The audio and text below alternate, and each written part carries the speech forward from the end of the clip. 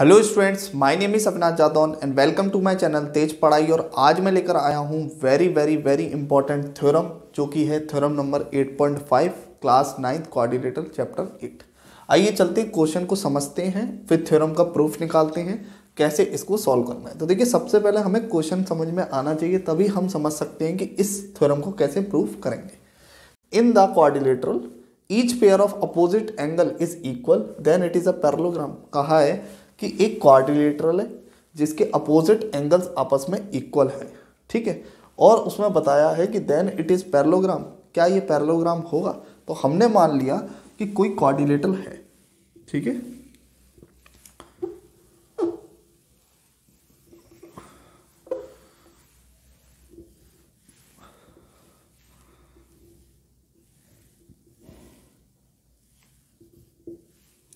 ए B C D ये एक quadrilateral है, ठीक है, पर इसके अपोजिट एंगल्स क्या हैं? आपस में इक्वल हैं। तो लिखेंगे, हमें गिवन क्या है इसमें, तो लिखा गिवन। हमको मालूम है कि A B C D is a quadrilateral, और हमको मालूम है angle A equal to angle C और angle B equal to angle D, ठीक है।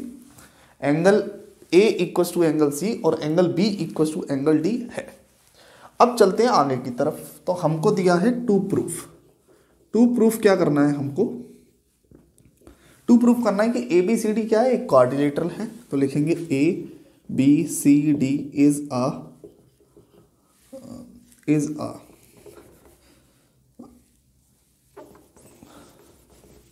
तो टू प्रूफ क्या करना है हमको कि ए बी सी डी एक क्या है? पैरेललोग्राम है।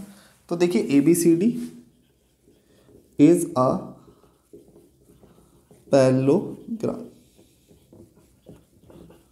तो पैरेललोग्राम हो गया है यहां पर। अब हमको करना है प्रूफ, तो यहां पर लिखेंगे प्रूफ और करेंगे स्टार्ट।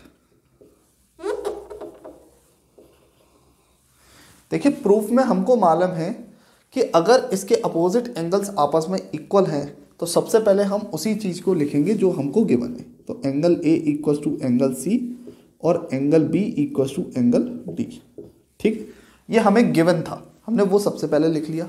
अब हमको मालूम है कि sum of all angles of quadrilateral is 360 degree. तो लिखेंगे the sum of all angle of quadrilateral is 360 degree, ठीक है। तो कितने डिग्री का एंगल होगा? 360 डिग्री का एंगल होगा। तो यहां पर लिख लेंगे angle A plus angle B plus angle C plus angle D equal to 360 degree, ठीक है। अब आपको मालूम है कि एंगल ए सी के बराबर है और एंगल बी डी के बराबर है।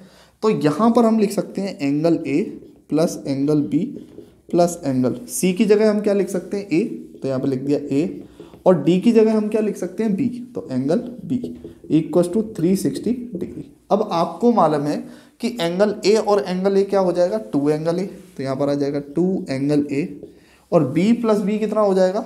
2 angle B equal to 360 degree.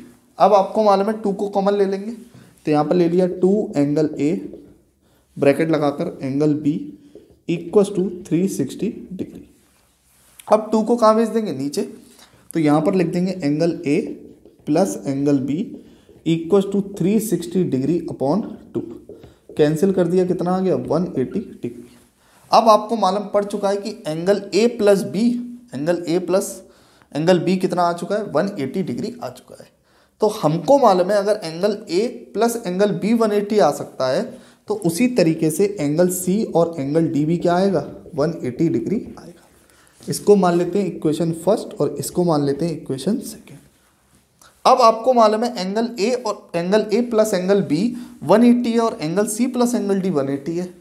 तो यहाँ पर अगर एंगल ए और एंगल बी 180 है और एंगल सी और एंगल डी आपस में 180 है, तो हम कह सकते हैं, यहाँ पर लिख देता हूँ मैं, तो हम कह सकते हैं कि क्या, कि अगर सबसे पहले मैं ये प्रूफ कर रहा हूँ कि एंगल ए और बी अगर 180 है तो क्या है, तो हमको ये पता चलता है कि A B is a transversal line, ठीक है, और उसके बाद हमको पता चलता है कि AD क्या है, पैरेलल है किसके, BC के। ठीक है, क्योंकि ये 180 है बिकॉज ऑफ इक्वेशन फर्स्ट की वजह से। ठीक है, अब अगर C प्लस D आपस में इक्वल है तो मैं कह सकता हूँ A प्लस D भी क्या होंगे, आपस में इक्वल होंगे। क्यों होंगे, देखिए जरा, एंगल A और एंगल C के बराबर है और एंगल B एंगल D के बराबर है। तो यहाँ पर एंगल B की जगह एंगल D लिख सकते हैं, तो यहाँ पर लिखेंगे, देखिए समझिए, ये आपका आ चुका है एंगल A एंगल B 180 है, angle C plus angle D 180 है। हम लिख सकते हैं एंगल B जो है वो D के इक्वल है, तो यहाँ पर एंगल D लिख सकते हैं। तो यहाँ पर लिख दिया angle A plus angle D equals to 180 degree. कोई प्रॉब्लम नहीं है, B को मैंने D में बदल दिया है बस। तो angle A plus angle D equals to 180 degree. अब एंगल A और D आपस में 180 है, तो हमको पता चलता है कि AD क्या है, इज अ ट्रांसवर्सल लाइन। और ट्रांसवर्सल लाइन जब भी होती है तो हमको पता चलता है AD is parallel to BC, AD parallel to BC। अब इसको बना लेते हैं, इक्वेशन सेकंड की वजह से हुआ है। लेकिन अगर दोनों इक्वेशंस, ये दोनों पॉइंट को देखा जाए जो कि इक्वेशन नंबर थर्ड और इक्वेशन नंबर फोर्थ हैं, तो equation number third and equation number fourth we see that,